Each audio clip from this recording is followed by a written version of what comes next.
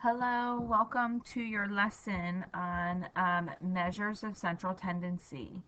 So today we're going to go through what we call measures of central tendency. Um, when we say measures of central tendency, we're really talking about mean, median, mode, and range. So our goal for today is that you're going to be able to find the measures of central tendency for a given set of data. We're going to give you a set of data. You're going to be able to calculate mean, median, mode, and some other things as well that we're going to talk about. So you can see our agenda. We're going to do a bunch of definitions, and then we're going to find mean, median, mode, range, and then we're going to talk about something called quartiles, and then we're going to do some practice.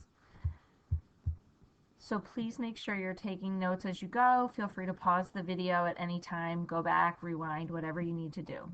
All right, so we're going to start off with some definitions. So your first definition, a measure of central tendency. A measure of central tendency, and sometimes we use the abbreviation MOCT. You might see that if you ever see MOCT, that stands for measures of central tendency. So a measure of central tendency is just a number that tells us where the middle of a set of data lies, okay? So central tendency, the center, we call that like the middle. It helps us to kind of summarize the data. You are familiar with some of these terms already: mean, median, and mode. You've probably seen all three of those words. And more frequently, you probably use the word average. Um, but really, all three of these things are different types of averages. So you want to try and stay away from the word average, because typically when we say average, what we really mean is the mean of a set of numbers. Average, there's three different types of averages: mean, median, and mode. So the first one we're going to talk about is the mean, okay? It's calculated by adding all the numbers together and dividing by the number of numbers.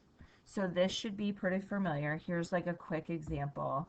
If you have these numbers, 5, 5, 7, and 8, let's say, okay?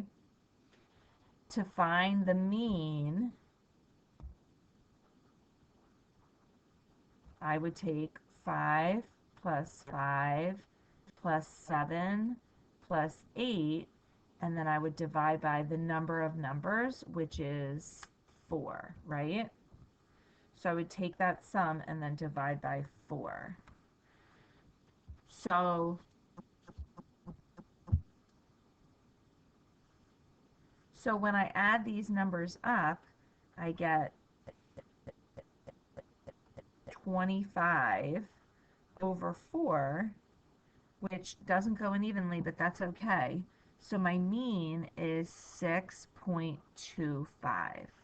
So that should feel familiar. You've calculated mean a bunch of times in your life. That's what we typically call average.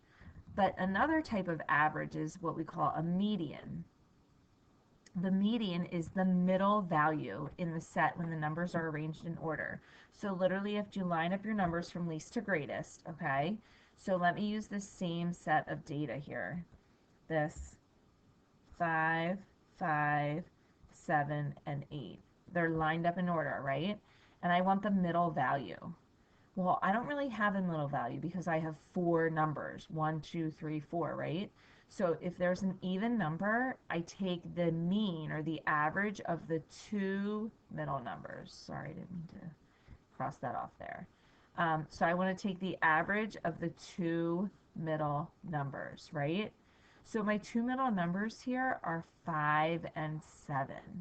So what I'm going to do is I'm going to take 5 plus 7, and I'm going to divide by 2. 5 plus 7 is 12. Divided by 2 is 6. So my median here is 6, okay?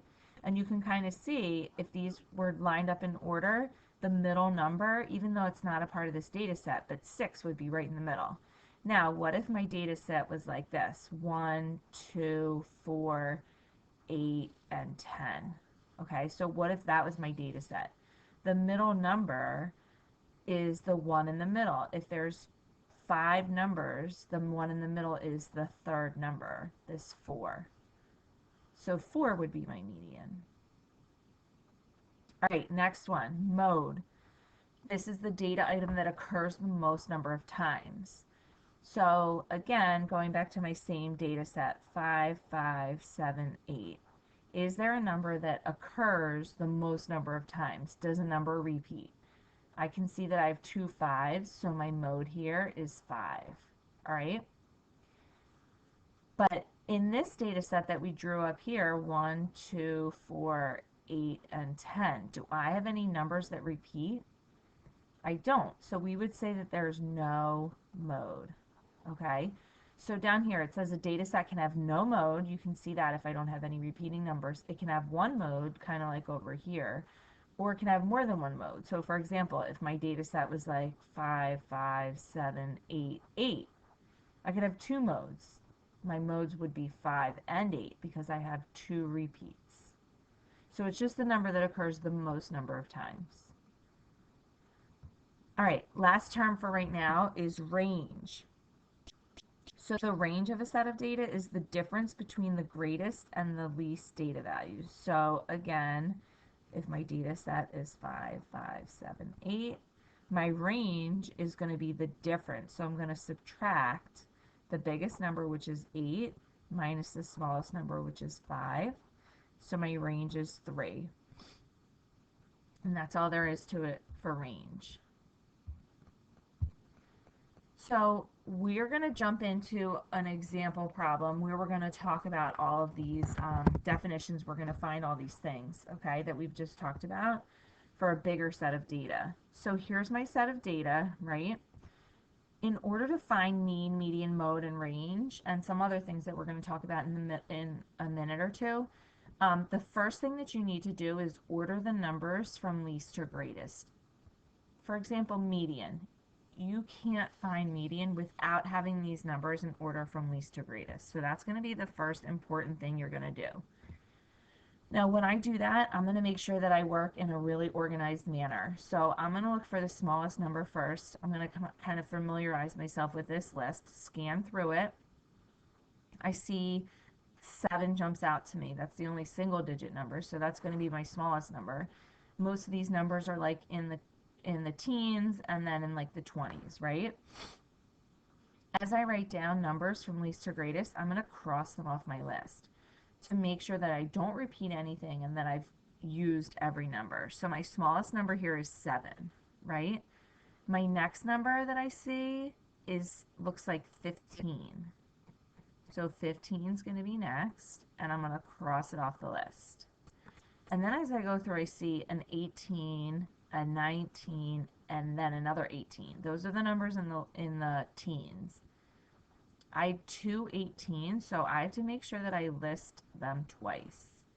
And I'm going to, again, cross these off as I use them, right? Now go into the 20s. Do I have a 20? Yep. So cross off the 20, write it down.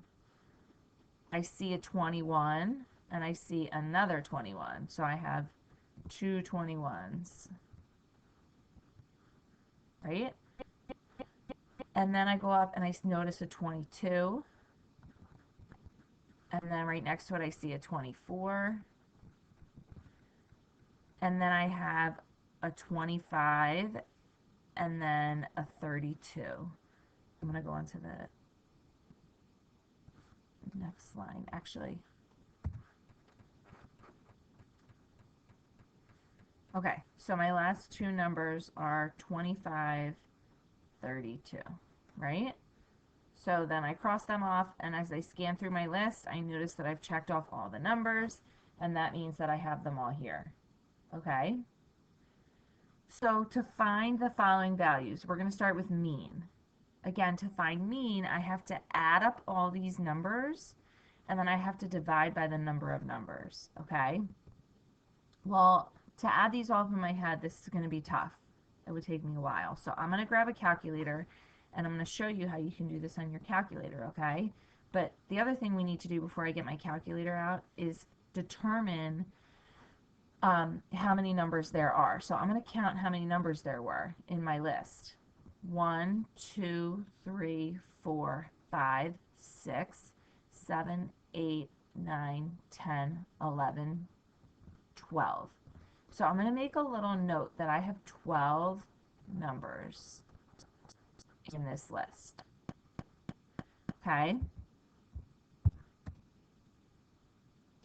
Okay, so now I have my calculator. You don't need this fancy graphing calculator. You can use any just 4-function calculator that you have at home or on your computer, okay? But you're going to take all those numbers that we just had and we're going to add them up, right? So our first number was 21. Oops.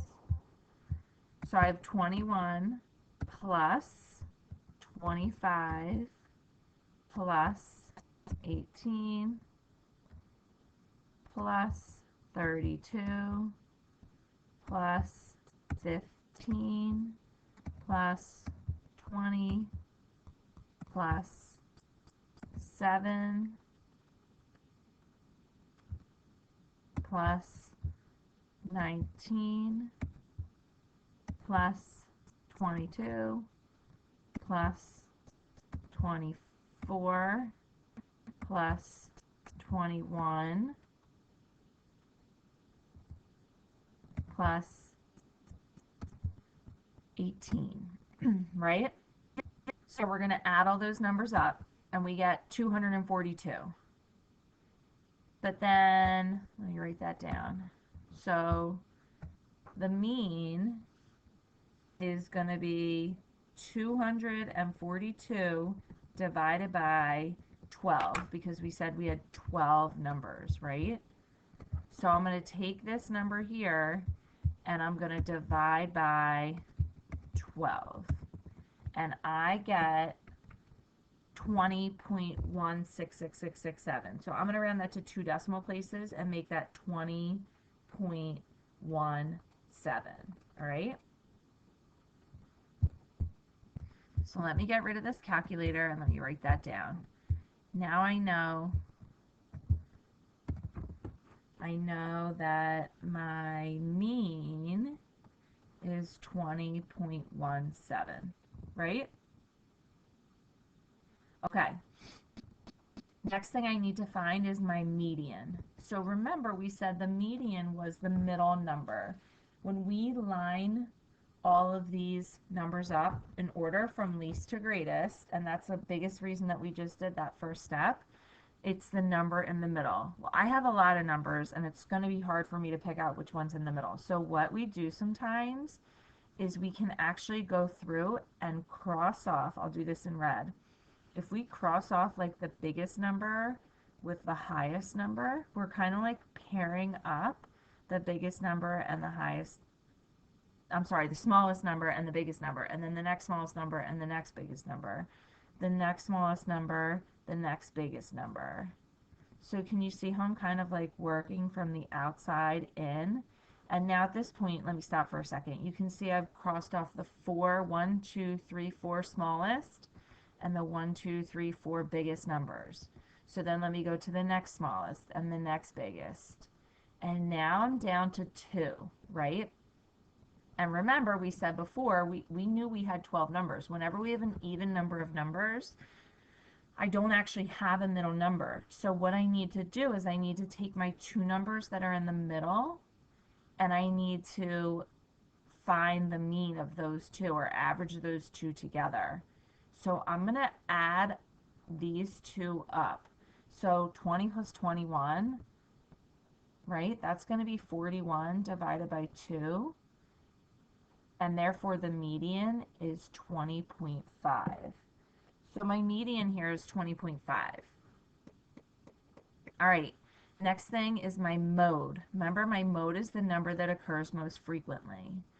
So we noticed that we had a couple repeats as we went through. Let me use green now. So as I went through, I noticed that I had 2 18s, and I also noticed that I had 2 21s, right? I don't think I had any other doubles. Let me just scan through real fast. I didn't have any other doubles, and I'm going to double check just to make sure I didn't have any repeats of 3 or 4 of the same number either. So I actually have 2 modes. My 2 modes are going to be 18 and 21. You can just list them like that with a comma in the middle. And then my range, remember my range is the difference between my biggest number and my smallest number. So my biggest number here is 32, and my smallest number here is 7, right? So therefore my range is 32 minus 7, which is 25.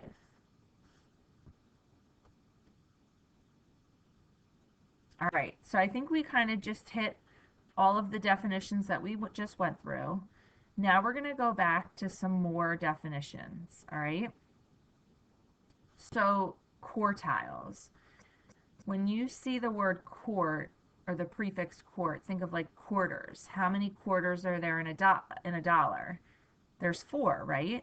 So quartiles divide a set of data into 4 equal parts. So basically, I need to take my data back over here. I'm going to use the same data, and I need to divide it into 4 equal parts, okay? But before we do, I want to show you something.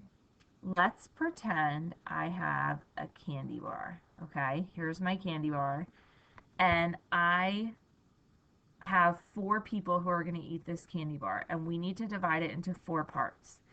If I want to divide my candy bar into 4 parts, how many times do I have to cut it or break it, whatever?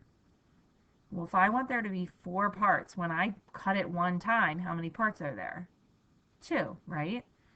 If I cut it 2 times, there's 1, 2, 3 parts.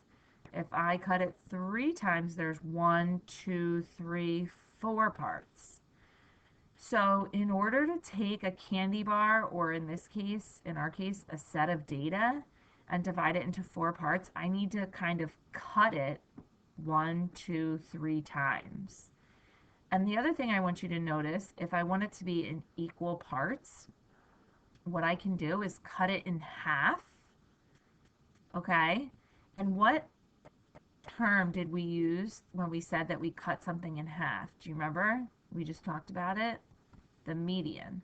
The median cuts our data in half, right? It's the middle number.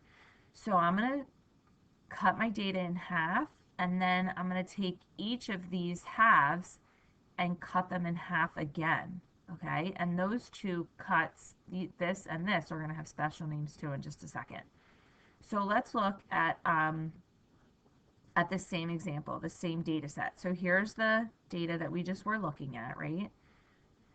We talked about there were 12 total numbers. So if we break the numbers into 4 groups, if we have 12 numbers, how many numbers are going to be in each group? 3 numbers, right? So here's my numbers in order. We put these in order a minute ago, 7, 15, 18, etc., right? Remember, we said that this right here was the median. It was halfway between 20 and 21, right? So if I cut my data in half, and then I look down at my lower half and cut this data in half again, and at the upper half cut this data in half again, this gives me my 4 parts. And where we make these cuts, let's call them, we call these quartiles, or Q for short. So Q1, Q2, and Q3, all right? Another name for Q2, like we set up here, is the median. So each of these are going to have values, okay? So Q2, again, we said is the median. Let me go back a minute. We found our median. It was 20.5. Remember, it was halfway between 20 and 21, and we can tell that by looking here, right? So Q2, or the median, was equal to 20.5.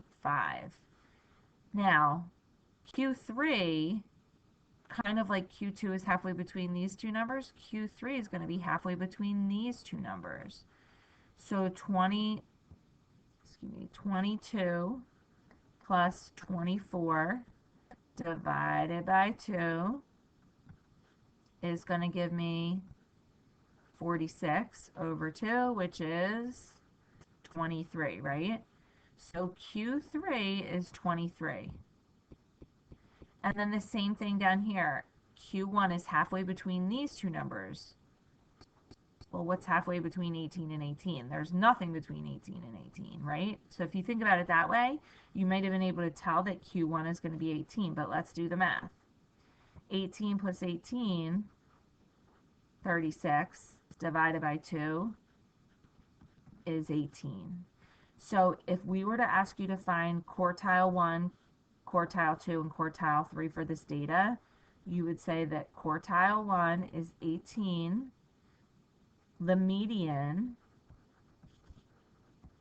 or quartile 2, you can call it either one, is 20.5, and quartile 3 is 23.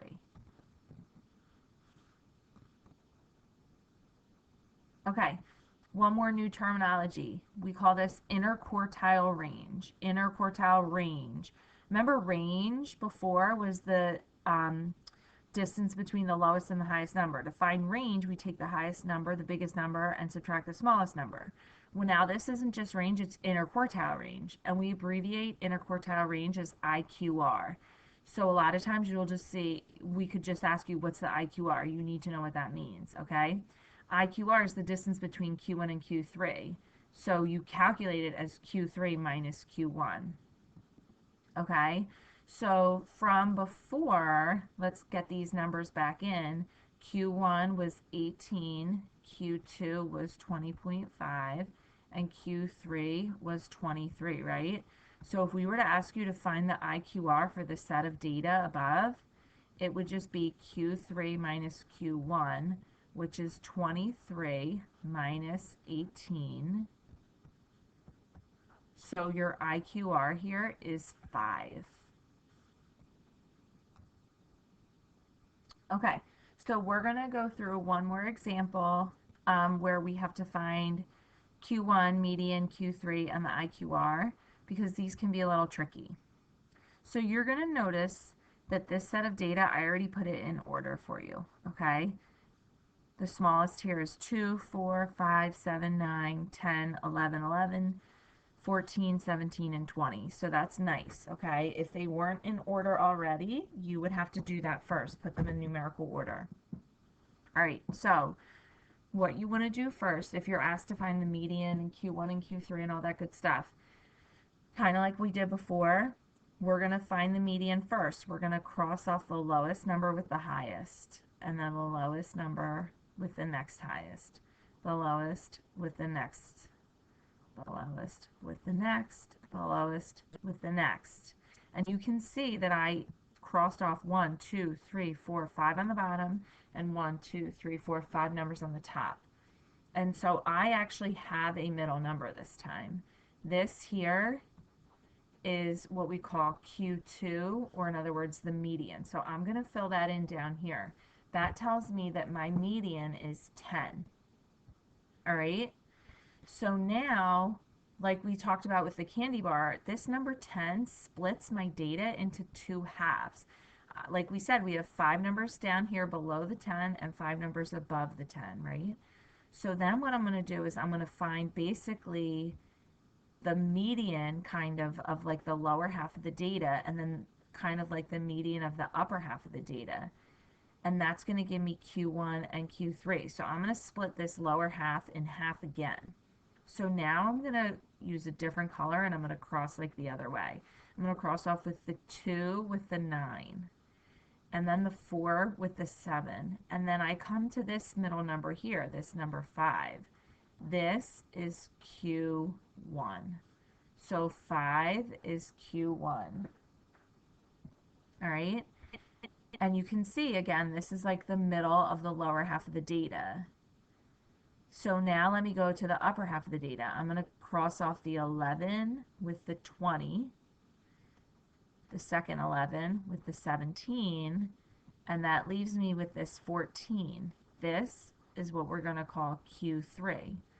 So my Q3 is 14. Now, I know this is kind of a mess. I have like all these crosses and everything. But if I can try and like erase this stuff, you can see that I have, here's my Q2, here's my Q1 and my Q3. I have 2 numbers below Q1 I have two numbers below, or I'm sorry, between Q1 and Q2.